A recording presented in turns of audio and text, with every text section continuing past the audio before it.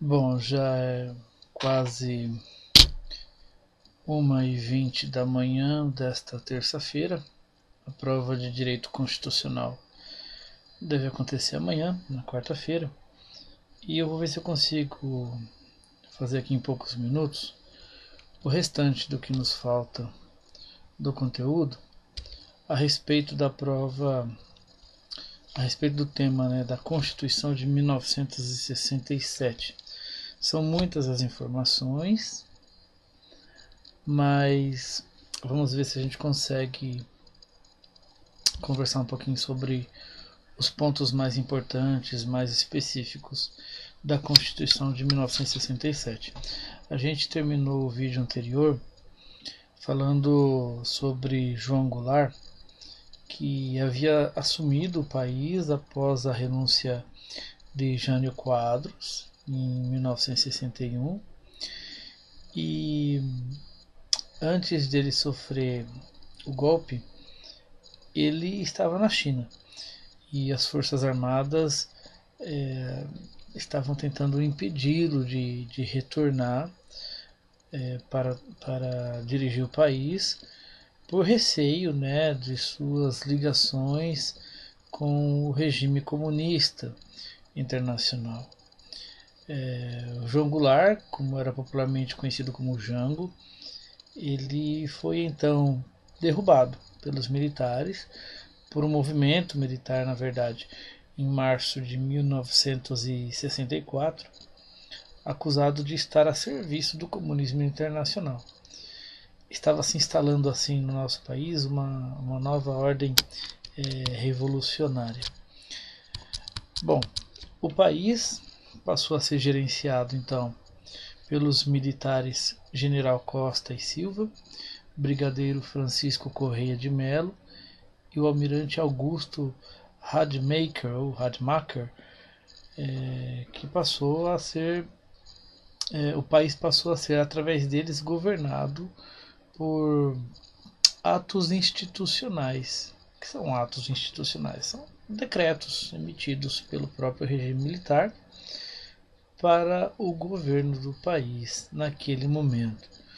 O objetivo deles era consolidar esta revolução vitoriosa que se chamava, né, a vitória do militarismo, e combater as influências comunistas, e combater o regime comunista.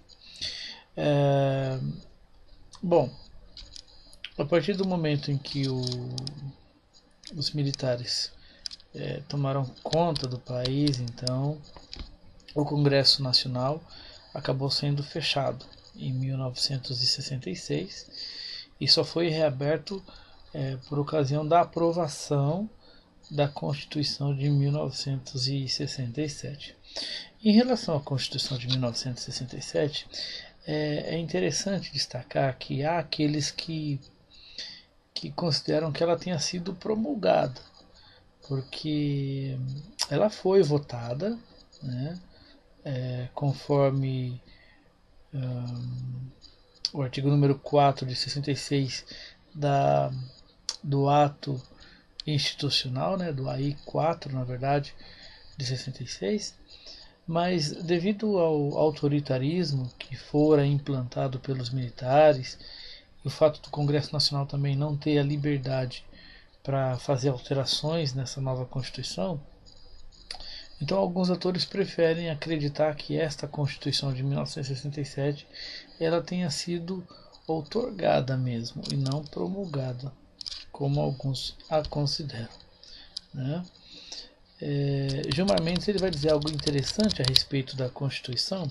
Eu vou ler um trechinho aqui que diz assim: aquele texto, né, o texto constitucional, não conseguira libertar-se plenamente de um sabor autoritário que brotava de um lado da concepção de que o povo brasileiro ainda não estava preparado para o exercício da democracia.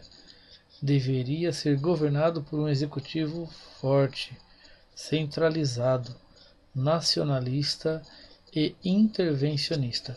Evidentemente que trata-se de um pensamento daqueles que estavam apoiando o militarismo, né, em detrimento aí da soberania popular. Uma das características também marcantes dessa nova Constituição de 1967 é a eleição indireta.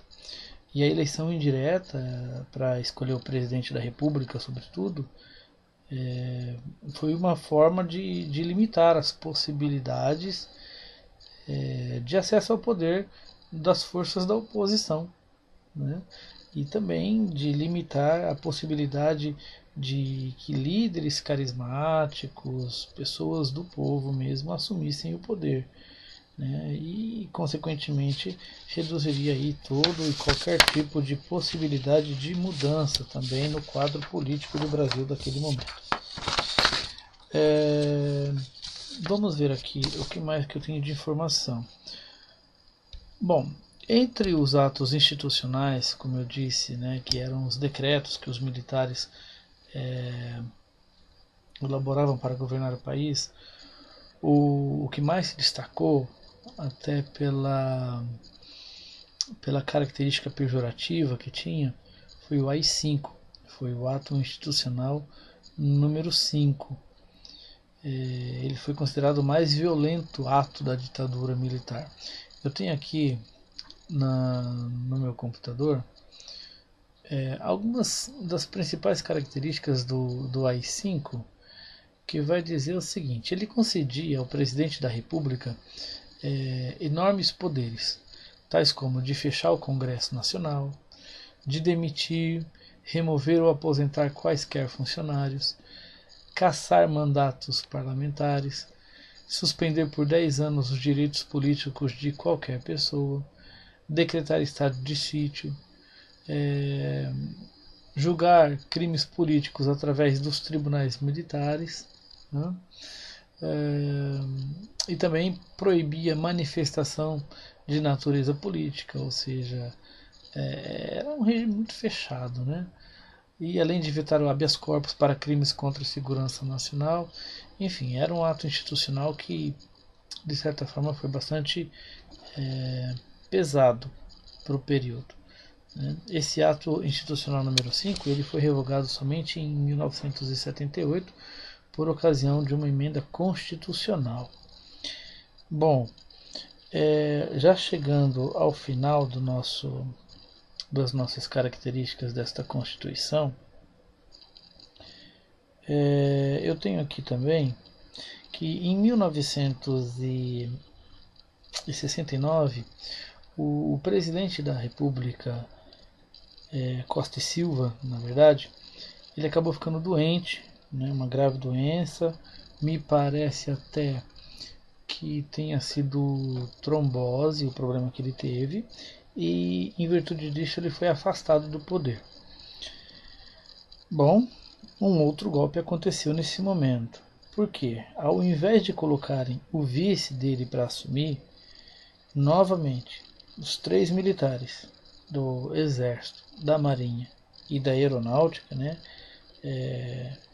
os ministros de cada um desses setores, usurparam o poder e se auto-investiram na presidência da República sob o pretexto de que a situação do país naquele instante não permitia que se transferissem as responsabilidades de sua autoridade suprema a outros titulares, conforme previsão constitucional, né?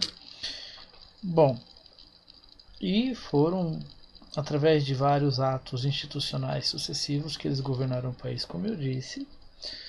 Eles declararam então vagos os cargos tanto de presidente quanto de vice-presidente da República, suspenderam as eleições indiretas que deveriam realizar-se para a escolha do novo presidente, uma vez que o outro havia ficado doente, modificaram até mesmo o processo eleitoral e até editaram em 17 de outubro de 1969 uma emenda à Constituição, a emenda Número 1, a Constituição de 1967, que até hoje foi conhecida como se fosse, na verdade, uma Constituição de 1969.